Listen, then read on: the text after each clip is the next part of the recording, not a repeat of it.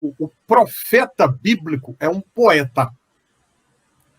O profeta bíblico, repito, é um poeta, porque os pronunciamentos proféticos eram dados em forma de poesia, porque isso facilita a memorização. Tá? Vamos lembrar que aquela cultura deles naquela época lá, eles ainda não tinham a tecnologia do papel. Então, aquela cultura deles era mais auditiva do que visual, ao contrário da nossa. A nossa é mais visual do que auditiva. Né? Não que a nossa também não seja auditiva, e não que a deles também não fosse visual. Só que a ênfase deles estava no auditivo. Então, os recursos estilísticos da poesia hebraica ajudam extremamente nesse sentido, para memorização. Tá? Então, tudo indica, Júlio, que os profetas, eles falavam, fazer uma comparação aqui com a cultura brasileira, como repentistas nordestinos, como esses cantadores de feiras em cidades nordestinas, né, que contam uma história em forma de poesia. No caso da poesia em português, a característica principal é a rima, não é? E a gente sabe, os cantadores repentistas nordestinos são extremamente habilidosos no uso da língua, porque isso facilita, repito, a memorização.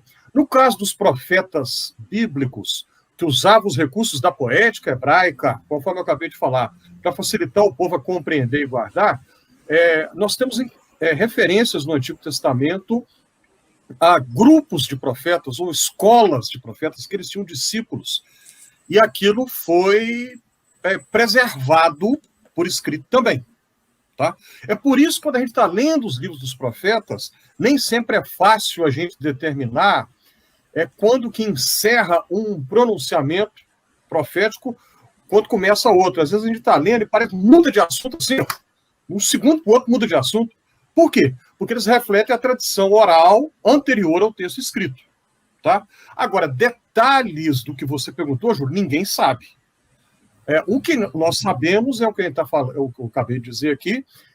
Houve já muito cedo um registro por escrito e provavelmente depois do exílio eles foram editados na forma como nós a conhecemos atualmente. Vamos lembrar, Júlio, que naquele tempo eles não tinham a BNT, né? Uhum. Eles também não tinham o currículo Lattes para preencher. Logo, algumas das nossas preocupações hoje não eram deles naquela época.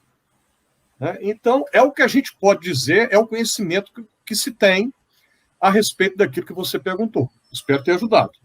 Opa!